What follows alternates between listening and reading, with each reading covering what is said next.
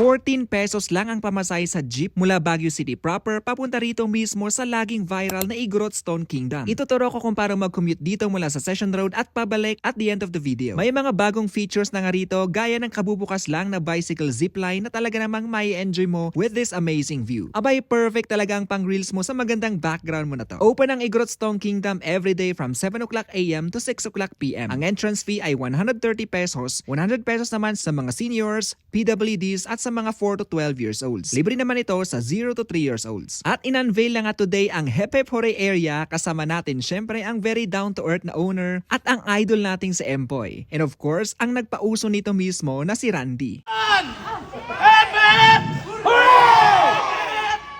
May mga Igorot dance performance pa rin and you can have a photo with our young fellow Igorots. Meron ding Cordilleran attire sa pwedeng i-rent kung gusto niyo talagang i-level up ang photos ninyo. Meron na rin silang mini Igorot mines na dagdag experience talaga. Meron din ditong painting gallery, pwede ka rin magpa-face painting at may sketch area din. So totoo lang, sulit ang entrance fee mo dito. By the way, ang bicycle zipline ay 500 pesos per head. Nasubukan ko na siya and yes, maganda at worth it naman. So paano mag-commute dito mula sa Session Road? Pag nasa Session Road ka, lakad ka lang hanggang sa pinakababa until sa DBP, tas turn left at akyatin ang overpass na ito. Pakanan ka lang hanggang makita mo si Sunshine on your left. Baba ka lang dyan, sundan ang sidewalk hanggang marating mo si BPI. Diyan na mismo sa harap ng BPI ang sakayan ng jeep papuntang Igorot Stone Kingdom. Yung may sulat na Long Long Tamawan. Pa-drop off ka lang sa Stone Kingdom, 14 pesos ang pamasahe. Dito ka na mismo ibababa sa harap ng Stone Kingdom. Pagbabalik ka na ng city proper, tumawid ka lang at maghintay ng jeep sa may pedestrian lane. 14 pesos lang din ang pamasahe. So follow us for more commute and travel guide videos. Ingat!